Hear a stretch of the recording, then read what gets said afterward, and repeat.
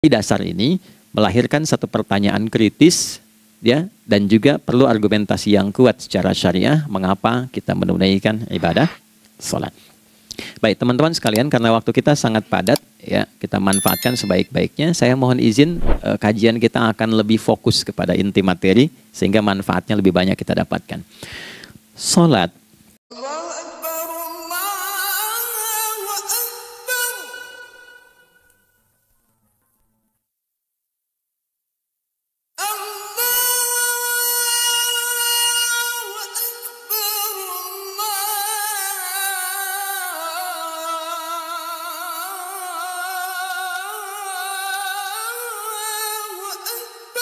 Bismillahirrahmanirrahim. Assalamualaikum warahmatullahi wabarakatuh.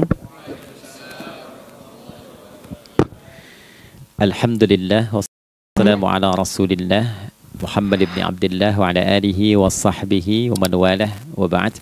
Faya ibadallah, usi nafsi wa iyyakum bitaqwallah faqad fazal muttaqun fala tamutunna illa wa antum muslimun. Faqala ta'ala ya ayyuhalladzina amanu taqullaha haqqa tuqatih wa la tamutunna illa wa antum muslimun.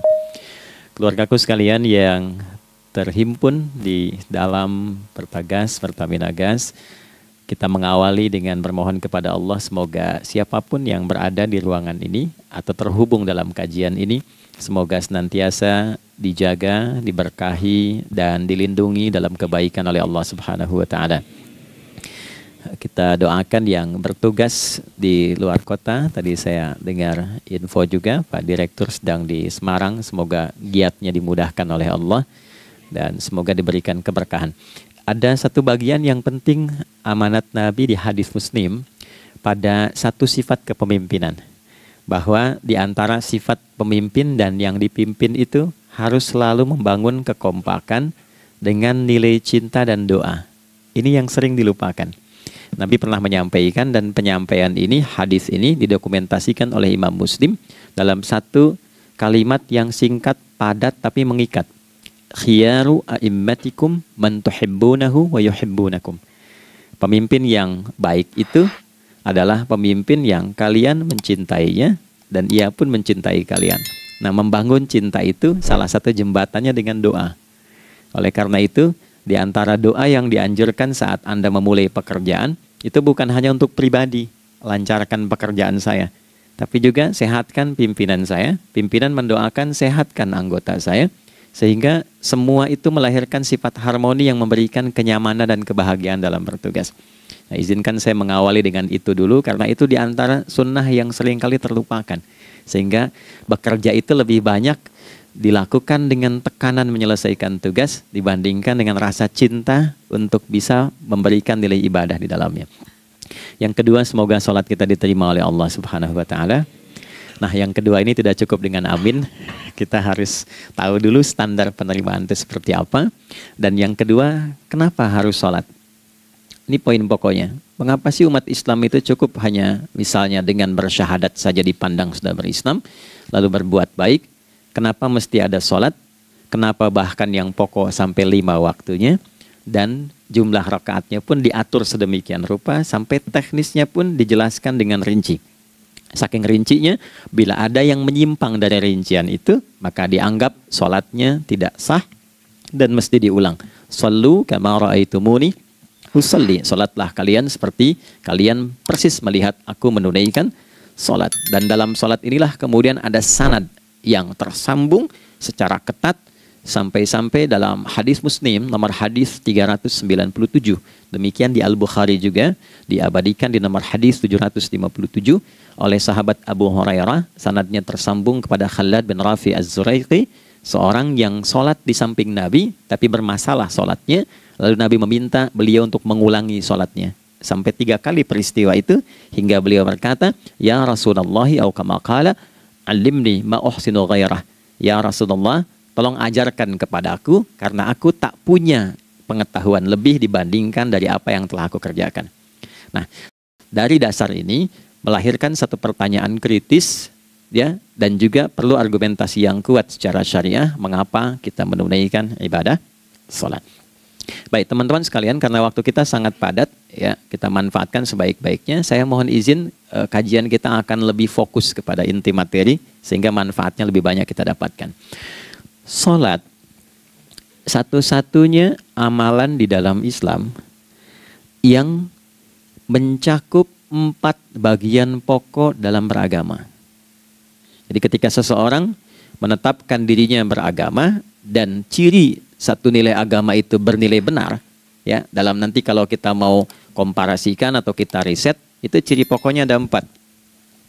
Satu, ada aspek namanya aspek keyakinan, ya tauhid atau akidah. Nggak mungkin kan beragama kalau nggak yakin, ya karena itu pasal 29 ayat kedua itu mengandung nilai keyakinan. Negara menjamin kemerdekaan tiap-tiap penduduk untuk memeluk agamanya masing-masing dan beribadah menurut agama dan kepercayaannya itu. Ya, jadi nggak mungkin kita bisa menghasilkan nilai kepercayaan dan ibadah kalau tidak ada unsur keyakinan. Atau bahasa kitanya disebut dengan iman. Ya, iman itu nanti juga dipaku dalam setiap nilai kebangsaan di konteks Negara Kesatuan Republik Indonesia. Ini yang paling membahagiakan. Jadi mau jadi pegawai apapun itu syarat, ya, salah satu syarat yang melekatnya beriman dan bertakwa kepada Tuhan Yang Maha Esa, gitu kan? Ya, kemarin saya di BPK itu ada 11 bab Romawi, 40 pasal.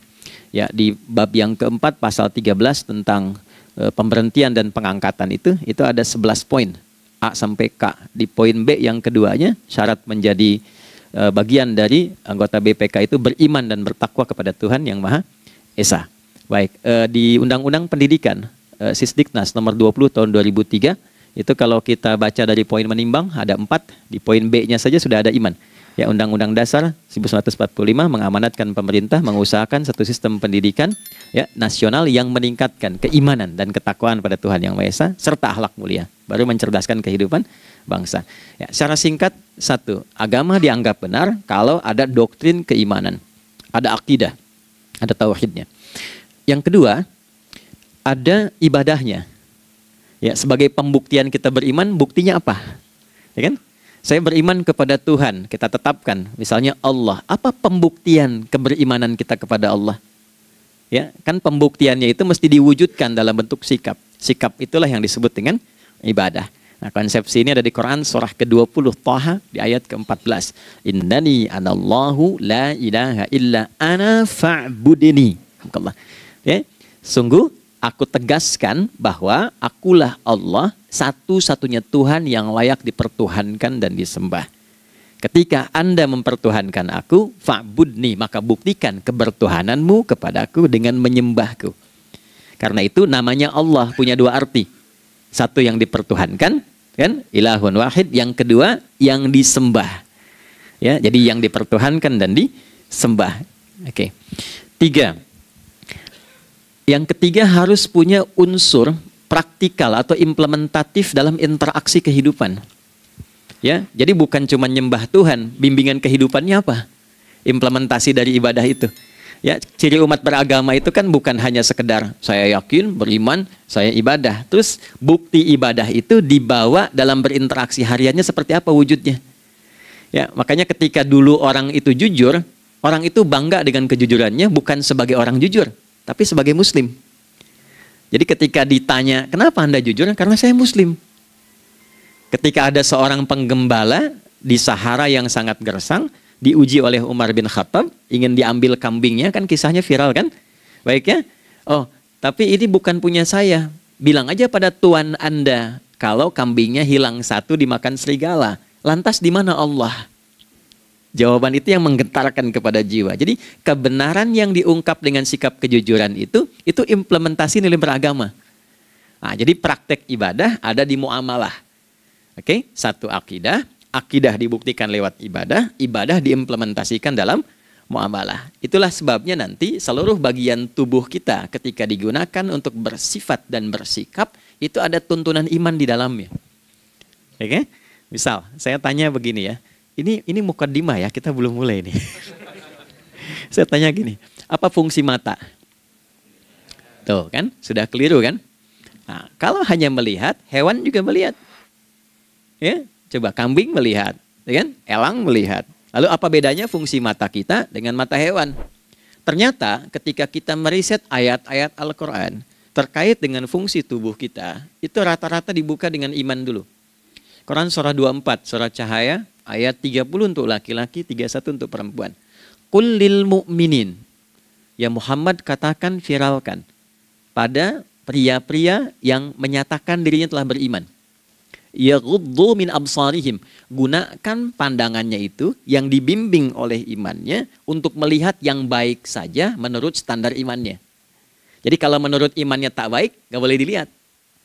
Karena itu ketika Anda sudah mengatakan asyhadu an la ilaha illallah, asyhadu anna Muhammad Rasulullah, kalimat itu dari lisan turun ke hati, itu jadi cahaya ke bagian tubuh kita. Makanya ketika Anda melihat, itu ada cara pandang tertentu yang dibimbing iman, standarnya beda dengan tanpa iman. Kalau nggak ada iman, semua mungkin terlihat. Tapi ketika ada iman, hati kecil Anda akan bicara, ini nggak baik. Palingkan. Nah, memalingkan dari yang tak baik menurut iman, itu namanya ghaddul basar.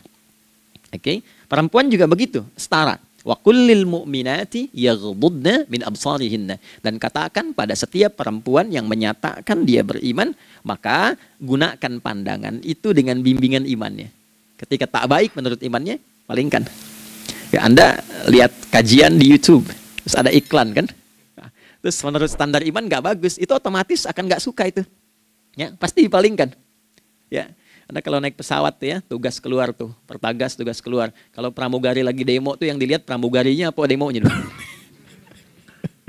Nah, iman itu akan bekerja di situ tuh. Ya, palingkan tuh. Nah, sama dari mata turun ke, jangan langsung ke hati aja, ke lisan dulu kan, ya, ke mulut kan. Itu mulut tuh ketika digunakan fungsinya, imannya disebut dulu. Ya, Quran surah 49 ayat 11 misalnya. Ya ayyuhalladzina amanu, imannya dulu. La yaskhar qaumin qaum. Ayat 12-nya la yaghtab ba'dukum ba'dha. Hai orang-orang yang telah menyatakan beriman. Kalau pakai alladzina disebutkan 1080 kali dalam Al-Quran, itu kalimatnya diksinya singkat, padat, mencakup semua tanpa sekat. Oke, jadi kalau laki-laki, perempuan, tua, muda, besar, kecil, beda strata, duniawi, itu semua tercakup di dalamnya. Hei semua yang telah menyatakan beriman, gunakan imanmu untuk membimbing lisanmu bertutur. Kalau masih merasa punya iman, jangan gunakan lisan untuk mencela, merendahkan orang. Untuk bergibah, membuat hoax. Didetilkan oleh Nabi, kalimatnya jelas. Man kana yu'minu billahi wal yaumil akhir, falyakul khaira aw liyasmut. Siapapun. Nah, dari alladzina ketika dirinci pakai man. Ya, man itu bentuk tunggal, ya, personal, tapi maknanya general. Jadi kalau Anda, saya, kita baca ayat atau hadis ada man, posisikan Nabi sedang bicara ke kita. Ya, hei Adi Hidayat, posisikan Nabi bilang gitu tuh. Kalau engkau merasa beriman sama Allah dan yakin dihisab di hari kiamat, jaga lisanmu. Katakan yang baik dengan bimbingan imanmu, tak mampu engkau diam. Jadi cukuplah suami istri itu menggunakan satu hadis ini, pasti sakinah itu muncul dalam kehidupan rumah tangganya. Ya, itulah sebabnya kenapa sakinah didahulukan dibanding mawaddah. Hati-hati ya, Mbak, walaupun namanya sakinah nggak ada ini nggak akan datang tuh ketenangan tuh. Ya, ada yang tahu nggak rahasianya? Kenapa sakinah duluan dibanding mawaddah? Ya, 5 juta. Ya, waktu habis karena padat sekali. Maddah jamaknya mawaddah, rasa kasih yang tumbuh dari pemberian materi. Jadi kalau rumah tangga itu ingin cenderung pada kebahagiaan, boleh berbagi dengan materi. Ya, istri cemberut, Anda datang dengan senyuman, sayang, kenapa? Ya, ini emas 2 kilo, nah itu pasti sehat lagi tuh. Ya, itu mawaddah. Tapi maaf, walaupun Anda mapan bekerja, harta cukup melimpah, ruah, tapi tidak ada ketenangan di rumah tangga, tidak ada sakinah, maka hampa kehidupan rumah tangga itu. Itulah sebabnya kenapa di Quran sakinah lebih dulu dibandingkan dengan mawaddah. Saya tanya ibu deh, ibu pilih mana? Kaya tapi gelisah atau miskin tapi tenang? Oke. Saya paham itu. Saya paham. Suami juga sepakat semuanya. Artinya apa? Kita nggak bisa menghilangkan unsur ketenangan. Oke, itu hanya pembuktian argumentatif ya, supaya kajiannya lebih kepada argumen. Jadi ada akidah terkorelasi dengan ibadah, implementasinya di aspek muamalah. Nah, nanti cara bermuamalahnya diatur lewat akhlak namanya. Bagaimana bermuamalah yang baik? Kan Anda, maaf ya, berekspresi kepada pimpinan dengan kawan kan berbeda. Oke, kepada orang tua dengan anak kan lain. Nah, yang mengatur interaksi kita sehingga terjalin harmoni yang baik, itulah yang disebut dengan akhlak. Nah, 4 poin inilah yang menjadi inti dakwah Nabi SAW ketika diutus oleh Allah Subhanahu wa Ta'ala. Memastikan 4 ini bisa optimal kita lakukan dalam kehidupan. Bonusnya yang kelima, selalu meningkatkan inovasi sehingga selalu mendapatkan hal baru dalam kehidupan. 5 ini digabungkan di Quran surah kedua Al-Baqarah di ayat 151. Kama arsalna fikum rasulam minkum yatslu alaikum ayatina. 1. Oke, wa yuzakkikum. 2. Akhlak. Wa yuallimukumul kitaba. 3. Wal hikmah. 4. 5. Wa yuallimukum ma lam takunu ta'lamun. Kelima-limanya ini digambarkanlah dalam bentuk ibadah yang melatih kita sebagai pondasi awal menuju dan memantapkan 5 hal ini, yaitu sholat. Itulah sebabnya kenapa sholat yang pokok dilakukan 5 waktu dalam sehari untuk mewujudkan 5 hal ini dalam kehidupan, dan satu-satunya ibadah yang mengumpulkan 5 aspek ini dalam prakteknya hanya sholat. Hanya sholat. Oke. Mari kita detilkan, kita rinci, dan di sini kita akan mulai kajian kita. Yang tadi mukadimah ya. Baik, kita punya 30 menit. Wah, padat sekali. Bismillahirrahmanirrahim. 1. Salat adalah perwujudan iman seorang hamba. Karena itulah kalimat salat pertama kali disebutkan dalam Al-Quran, itu letaknya setelah kalimat iman. Al-Baqarah ayat 3. Alladzina yu'minuna bil ghaibi wa yuqimunas shalah. Orang-orang yang telah menyatakan beriman dan konsisten menjaga imannya.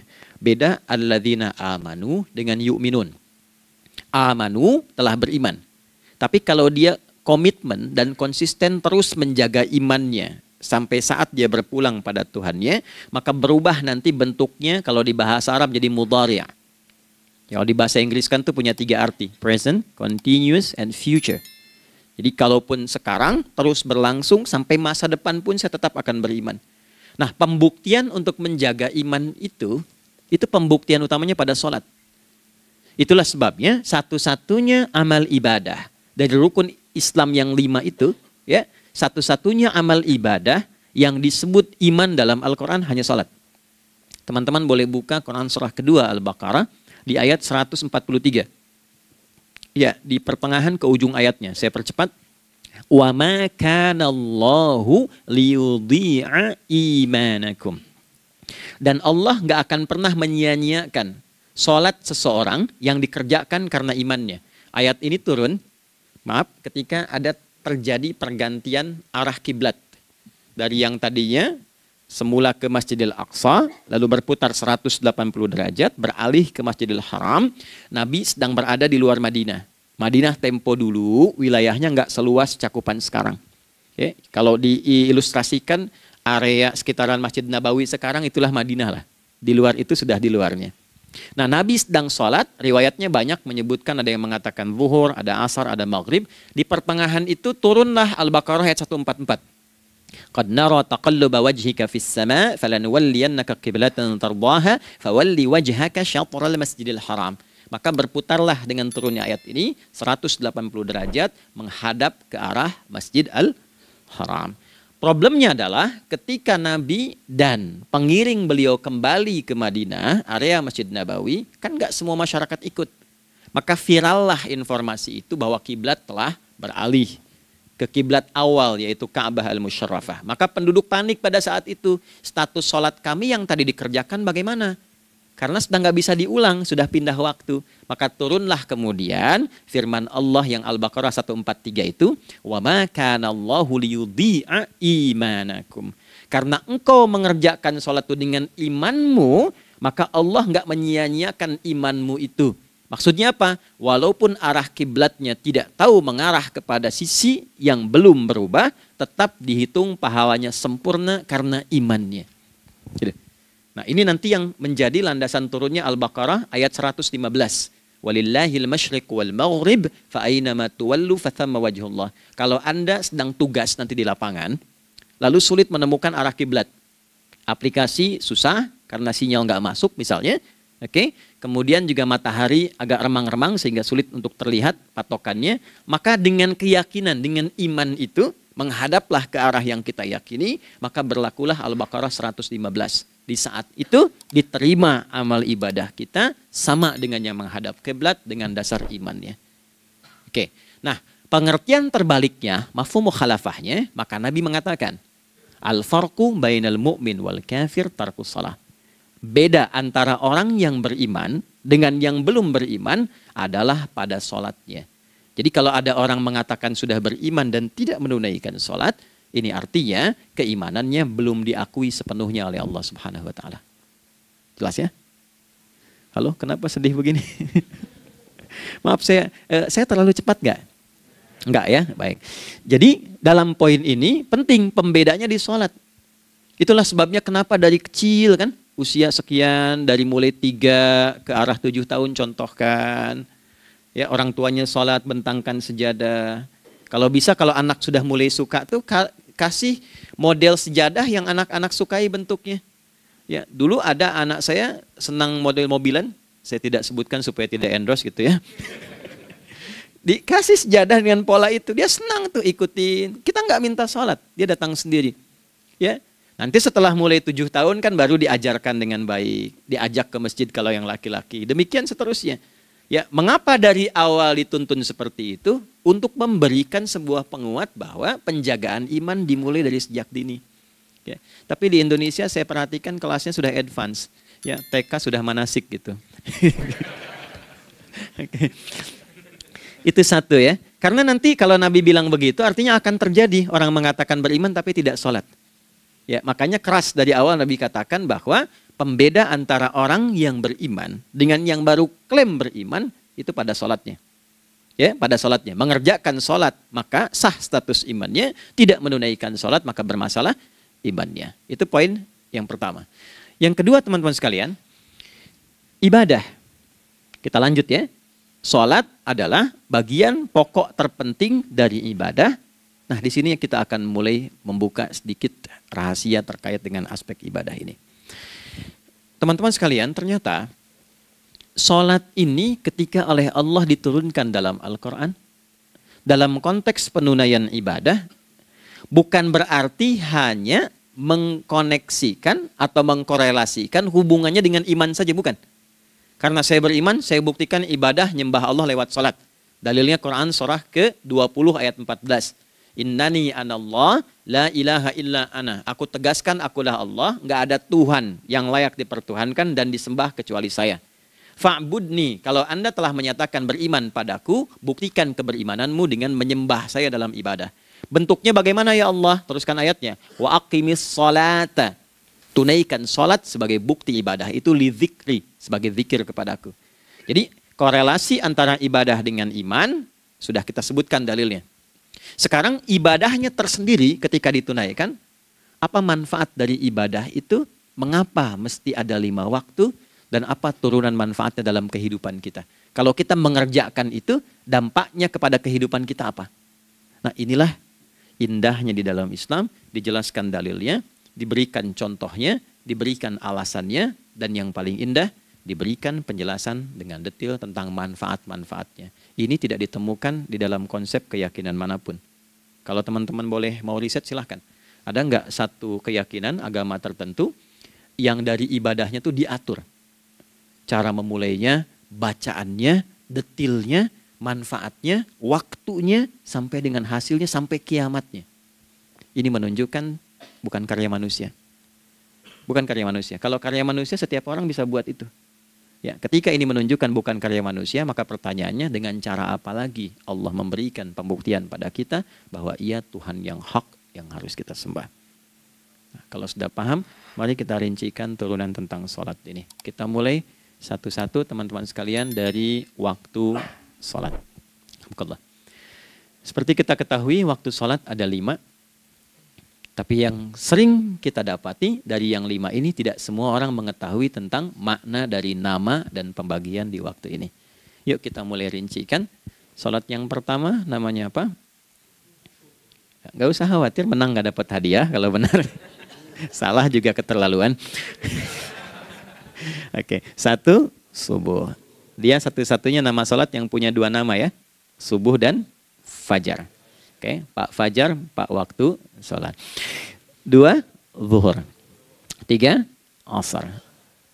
Empat, maghrib. Lima, isya. Oke, rumus hitungannya 24, 4, 3, 4 ya. Rumus bilangannya 24, 4, 3, 4. Kalau mau tanya nomor koneksi dengan Allah 24, 4, 3, 4, 2 subuh, 4 zuhur, 4 asar, 3 maghrib, 4 isya. Oke, pertanyaannya, apa artinya nama itu? Selama ini jangan-jangan kita hanya tahu namanya tapi tidak memahami maknanya. Itu poinnya. Oke, sekarang mari kita mulai. Izin saya tidak punya kemampuan untuk menuliskan ya, karena memang saat ini terbatas, tapi kalau diperkenankan bisa kita coba uraikan sedikit. Baik. Ya, bismillah, jazakallah khair. Mohon fokus baik-baik karena waktunya tinggal 21 menit lagi. Izin saya pastikan dulu ya supaya terlihat dengan baik. Ibu kelihatan di sana? Bagus. Saya kira tuh hanya di Sumbawa Barat. Ternyata di Pertagas pun perempuan-perempuannya imannya luar biasa. Maksudnya belum saya tulis sudah kelihatan. Imannya luar biasa. Oke, kita mulai dari yang pertama ya. 5 waktu sholat. Kita mulai dari 1 dulu. Subuh, teman-teman saya turunkan dulu ya.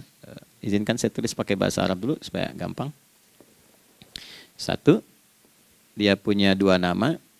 Yang ke Arab ya. Kalau yang gini angka Hindi. Anda yang di admin di komputer pasti tahu. Ada Fajr. Kata subuh ditemukan di Al-Quran surah ke-81 At-Takwir ayat 18. Kalau keliru tolong diingatkan. Was-subhi idza tanaffas. Quran surah 81 ayat 18. Ya. Nggak usah di ilmu utak-atik ya. Oh ini kenapa 81 kalau dibalik 18? Itu cocok logi. Ya, abaikan aja itu. Ya. Fajar agak banyak di Quran terkait dengan nama sholatnya ada di Quran surah ke-17 di ayat 78. Aqimis salata liduluki syamsi ila ghasaqil laili wa qur'anal fajr. Inna qur'anal fajri kana masyhuda. Yuk kita mulai ke maknanya dulu. Ingat rumusnya ya. Rumusnya ini selalu begini rumusnya. Aqidah selalu punya korelasi dengan ibadah. Ibadah selalu punya korelasi dengan muamalah, interaksi harian kita. Muamalah hiasannya adalah akhlak. Barulah kemudian di sini muncul inovasi dalam kehidupan, hal yang baru. Hidup ya, yang mengacu pada 2 kebahagiaan yaitu dunia dan akhirat. Ya, konsepsi ini nanti ditemukan di Quran surah ke-2 Al-Baqarah ayat 201 dan menjadi doa paling favorit umat Islam Indonesia saat ini. Rabbana atina fid dunya fil akhirati. Oke, ya cukup. Subuh. Ini rumus dasarnya. Dari akidah, kita beriman, pembuktian imannya lewat ibadah sholat. Apa hubungan sholat dengan aktivitas harian kita? Subuh asalnya terkorelasi dengan kata asbah. Oke? Asbah itu asalnya sesuatu yang sudah siap dengan rencana yang matang. Baik, orang Arab tuh kalau bertanya begini, kaifa asbahta ya akhi? Kaifa asbahti ya ukhti? Bagaimana kabarmu di pagi ini? Itu bukan hanya nanya kabar kesehatan. Beda dengan kaifa haluk, beda. Ya, itu bertanya bagaimana kabarmu hari ini, aktivitasmu bagaimana? Lancar, sudah siap, planning bagus dan sebagainya. Ya, itulah sebabnya ketika Allah bersumpah dengan awal waktu, penandanya adalah planning kegiatan. Ya, was-subhi dan aku bersumpah demi waktu subuh, awal mula untuk berkegiatan, idza tanafas, apabila sudah mulai bergerak. Bersamaan dengan nafas yang keluar itu, maka sudah jelas rencana yang dibuat. Ya, jangankan kita, semua alam itu, semesta itu seluruhnya bukan hanya bertasbih, tapi beraktivitas dalam tasbihnya. Di waktu subuh, matahari sudah mulai bersinar kan? Ya, dan sinarnya mengambil manfaat loh. Mengandung nilai manfaat, memecah keheningan malam dan menghilangkan kegelapannya. Gelap mulai hilang, Datang kemudian sinar yang memberikan kita bimbingan untuk beraktivitas. Tumbuhan dimulai waktu itu sudah mengeluarkan oksigen, menyerap karbon dioksida. Saya waktu di Utrecht, di Delft di Belanda, ya, saya coba ingin membuktikan. Kan adzan nggak terdengar keluar ya. Jadi sebelum waktu subuh itu saya keluar, kebetulan flatnya waktu itu dekat area hutan yang agak rimbun, enak gitu, udaranya bagus. Itu sebelum subuh terasa karbon dioksida. Walaupun cuma beda hampir 1 menit. Tapi begitu masuk waktu subuh, keluar kesegaran yang luar biasa. Oksigen yang keluar. Ya, ini kan nggak mungkin kalau kuasa Allah tuh nggak mungkin terjadi seperti ini kalau bukan kuasa Allah Subhanahu Wa Taala. Tapi poinnya adalah yang bicara begini Quran. Nah sekarang yang ingin saya katakan adalah alam semesta dalam konteks seperti matahari, kemudian tumbuhan, binatang, ayam bahkan mulai berkokok punya planning yang teratur. Masa kita makhluk yang dihisab tuh nggak teratur, nggak punya perencanaan? Maka subuh itu mengajarkan kepada kita, jangan sampai ada orang Islam yang punya keimanan, lalu menunaikan sholat, diajarkanlah oleh Allah, setiap masuk subuh itu harus punya agenda yang jelas. Planning yang terukur. Jangan terjadi mengaku muslim, beriman, tapi nggak jelas perencanaan hidupnya. Jam 7 mau di mana? Jam 8 kerjakan apa? Anda dari sini ketemu 7 ke 4 atau setengah 8 ke setengah 5, 8 jam kerja. Oke, berangkat jam berapa? Petakan di jalan macetnya di sebelah mana? Ukur sampai kantor tiba jam berapa? Apa yang mau dikerjakan di kantor? Itulah Islam, itulah subuh.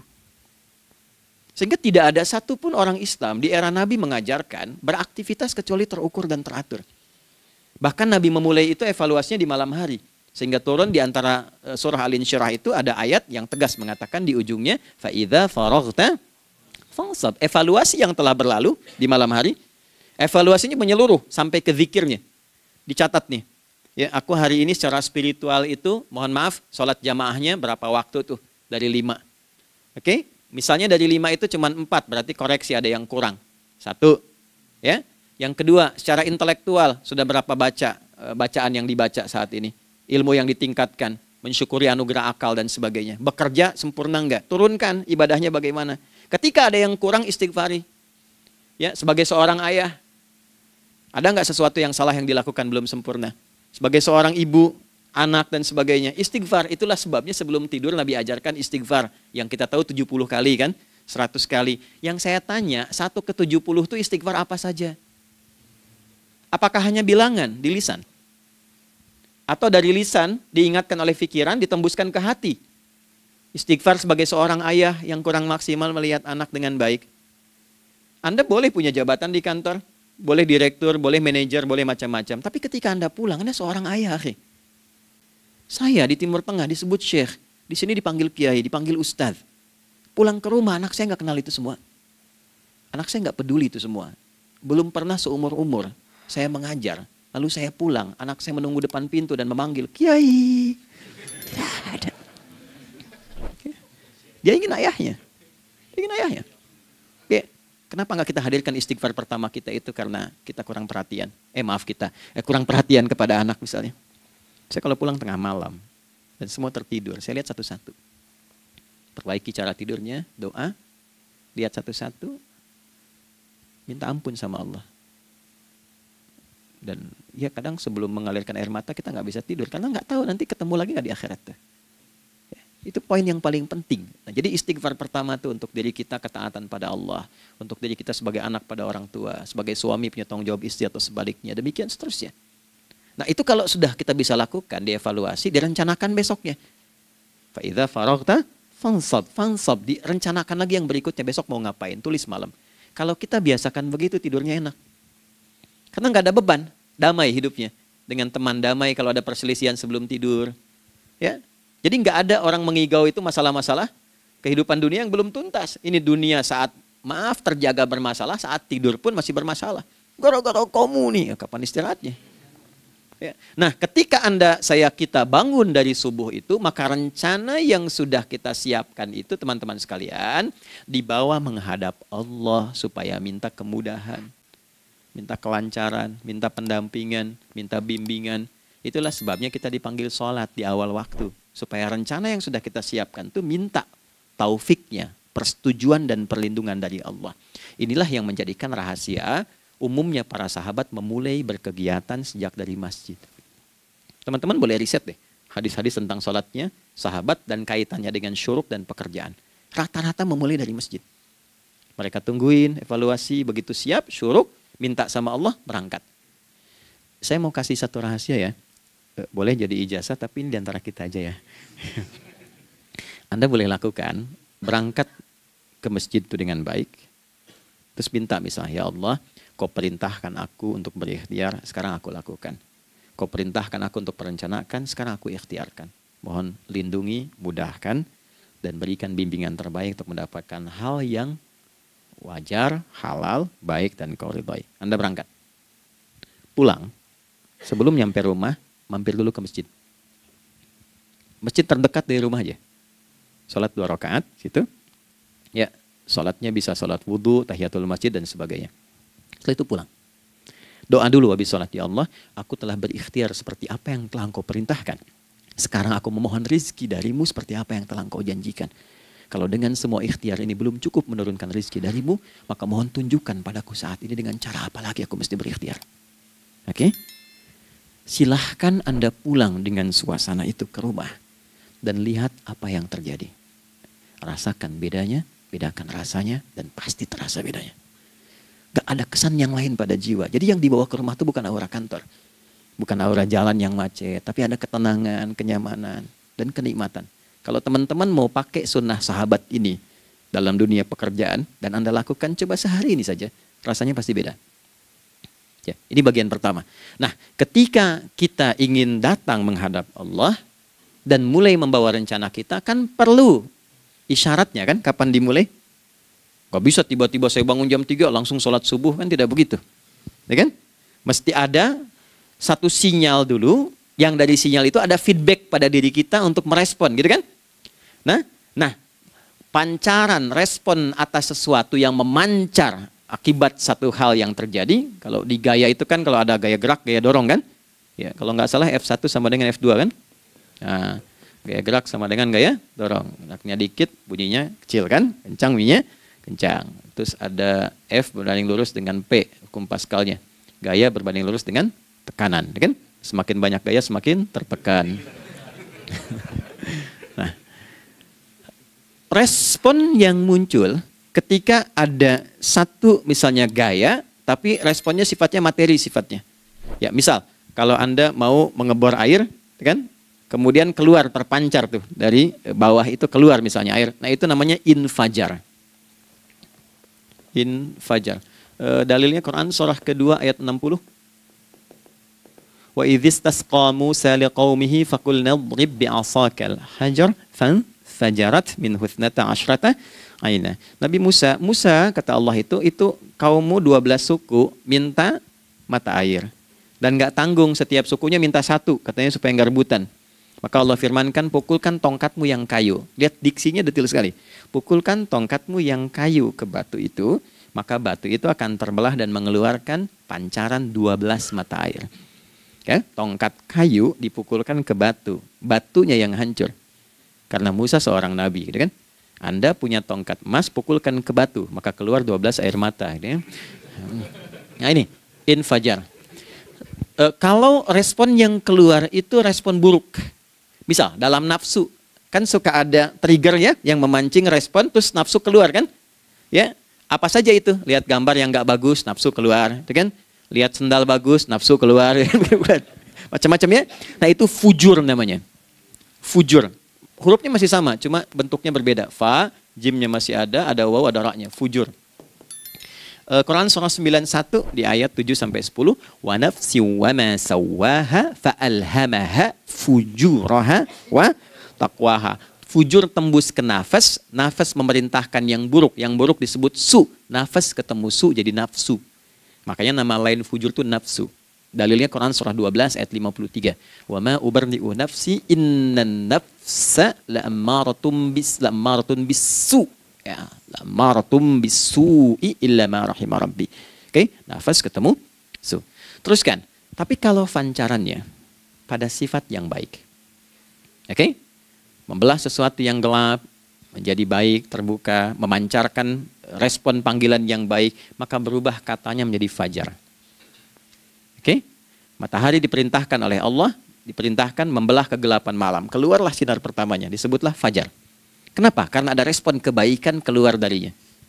Baik, perhatikan baik-baik Quran surah kedua ayat 187. Wa kulu washrabu hatta yatabayyana lakumul khaytul abyadu minal khaytil aswadi minal fajar. Itu untuk matahari. Kita lagi tidur enak-enak, sudah nyiapin rencana malam-malam. Tiba-tiba ada panggilan. Allahu Akbar, Allahu Akbar. Itulah tandanya hati kita mengkonfirmasi iman kita dalam diri kita. Cepat, sudah adzan. Pernah begitu? Nah, konfirmasi itulah dalam bahasa lain yang disebut dengan fajar namanya. Datang. Jadi waktunya matahari membelah disebut dengan fajar, konfirmasinya pun disebut dengan apa? Fajar. Ya, jadi bersamaan waktunya dengan dua hal itu. Datanglah panggilan. Itu yang dimaksud Quran, hubungan iman dengan konfirmasinya sampai ke sholatnya ada di Quran surah 8 ayat 2. Innamal mu'minuna iman. Alladzina idza dzukirallahu adzan. Wajilat qulubuhum iman. Jadi begitu ciri iman itu ada dalam jiwa, dipanggil lewat adzan, kan? Allahu Akbar, langsung merespon, ya Allah sudah adzan. Walaupun setelah adzan ada lagi getaran, baru adzan belum qomat gitu kan. Nah, misal ya. Nah, tapi inilah fajar. Jadi maksudnya rencana Anda ini agak jarang dibahas ya. Mohon maaf, ilmu ini agak jarang. Jadi jangan Anda bilang saya bid'ah, bukan. Ya, bukunya ada, referensinya ada. Cuman karena jarang dikaji, jangan sampai kekurangan pengetahuan menghukumi yang tahu jadi salah gitu. Ini poinnya. Jadi saya kalau bahas satu masalah itu bukunya saya kumpulkan. Tafsir awal sampai akhir yang ada apa, buku-buku tentang sholat apa, baru kita keluarkan. Jadi bagian topik-topik tertentu yang dibahas. Problemnya ketika membahas tentang ibadah cuma dua. Satu tentang bacaan, doanya apa. Yang kedua tentang gerakan, bagaimana mengerjakannya. Yang ketiga jarang dibahas, hikmahnya apa. Padahal rumus dalam ibadah itu dalam fikih tiga-tiga mesti dipakai. Ini Quran surah kedua ayat berapa? Ayat 129. Rabbana wab'ats fihim rasulan minhum yatlu 'alaihim ayatika ini wa yu'allimuhumul kitaba ini wal hikmah ini. Barulah kita mendapatkan sesuatu yang baru. Ya. Ini wa yuzakkikum dan di 151 Al-Baqarah wa yu'allimukum ma lam takunu ta'lamun. Jadi ini bukan ilmu yang baru, bukan, belum tahu saja. Jadi selama ini yang kita kerjakan jangan sampai terbatas pada ritualnya saja untuk mencukupkan ini. Hubungan ritual dengan ini apa gitu. Ya, jadi subuh ini mengkonfirmasi bahwa ada satu keteraturan dalam kegiatan kita. Ya, alhamdulillah. 2, siang. Oke, setelah subuh, fajar, salat apa? Zuhur. Oke, saya tanya pada Anda, zuhur itu artinya apa? Sudah, cukup katakan wallahu a'lam. Waktunya terbatas ya. Nah, sahabat ditanya nggak tahu wallahu a'lam. Anda sahabat bukan, tabi'in bukan. Zuhur. Waktu tinggal 4 menit lagi. Oke, teman-teman kalau kita jeli, ini kan sholat dikerjakan di siang hari kan? Siang itu bahasa Arabnya nahar. Naharun itu siang. Tapi kenapa sholatnya zuhur? Kok nggak sholat nahar gitu? Ya, lohor, ini paksain tuh. Zuhur, lohor. Ya. Terus sore, biar nyambung cepat. Sore, bahasa Arabnya kan masa. Masa al-khir, selamat sore. Kenapa kau sholatnya asar? Kok sholatnya namanya asar? Oke. Maghrib, isya. Isya kan malam kan? Kenapa nggak lail? Lail itu kan malam. Kalau ada yang istimewa di malamnya, itu lailah namanya. Makanya ketika turun Al-Quran disebut Lailatul Qadar. Karena malamnya istimewa. Beda, lail dengan lailah itu beda. Lail itu waktu malam, lailah ada yang istimewa di malam itu. Ya. Jamaknya lail, layali, lela, lili, lala itu malam. Ibu lili, ibu malam-malam. Ya. Zuhur artinya jelas, terang. Ada idhar, dibaca dengan jelas, terang. Gak boleh dengung. Man amana. Itu kan? Ya. Min husni, harus jelas. Ya. Ada a, jelas.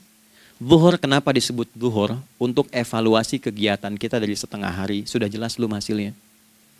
Ya, Anda punya rencana di sini, evaluasi di siang. Jelas gak hasilnya? Pekerjaan Anda yang sekarang diamanahkan dari pagi jam 7 sampai sekarang, evaluasi dulu. Dicek, jangan cuma ditinggalkan. Oke, saya sedang kerjain, tinggalin dulu sholat. Bukan begitu. Ketika akan sholat, Anda cek dulu. Dari ke siang itu tengah hari, bagaimana hasilnya? Ada yang perlu disempurnakan nggak? Ya, ketika ide-idenya mulai mentok, ada yang belum selesai, datang dulu sholat, tenang lagi. Saat tenang itulah dirumuskan kembali pelan-pelan. Kan lumayan dari jam 12 sampai jam 1. Diisi dengan baik, dilihat. Itu baru dunia ini. Kan kita ngejar ini juga. Karena nanti ayat 200-nya, ada yang cuma ngejar ini. Wa minan nasi may yaqulu rabbana atina fid dunya. Bukan, kalau nggak hafal diam aja. Wa minan nasi may yaqulu rabbana atina fid dunya wa ma lahu fil akhirati min khalaq.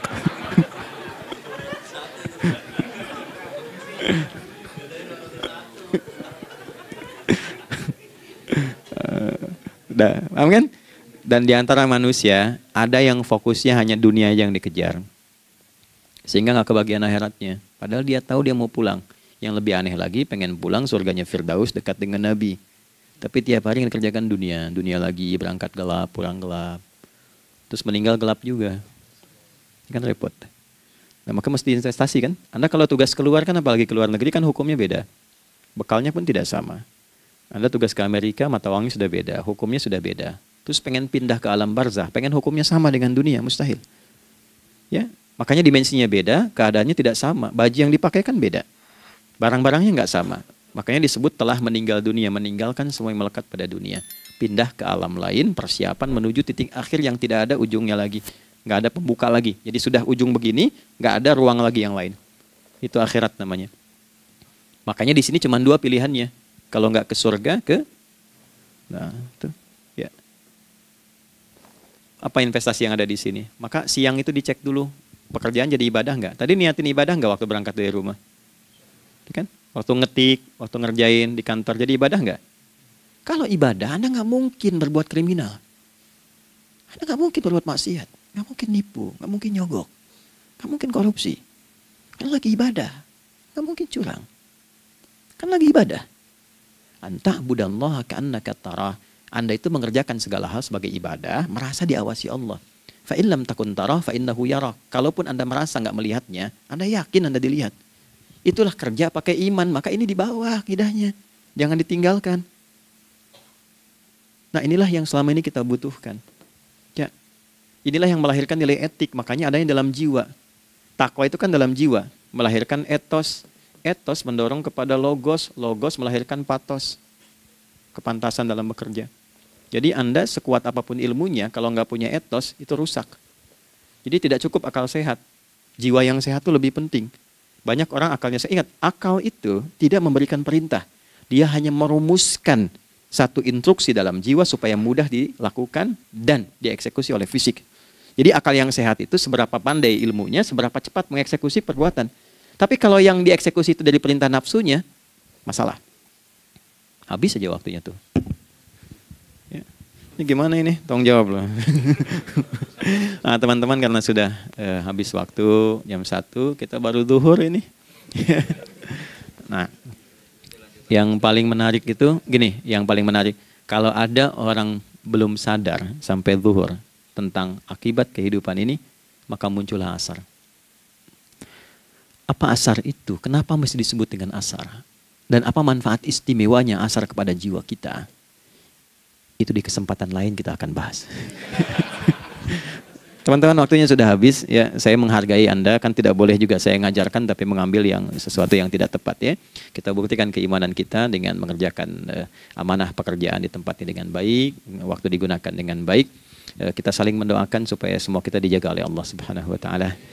Maafkan saya, lain kesempatan kita berjumpa kembali untuk melanjutkan apa yang telah kita bahas hari ini. Mari kita berdoa, semoga doa kita diterima oleh Allah Subhanahu wa taala.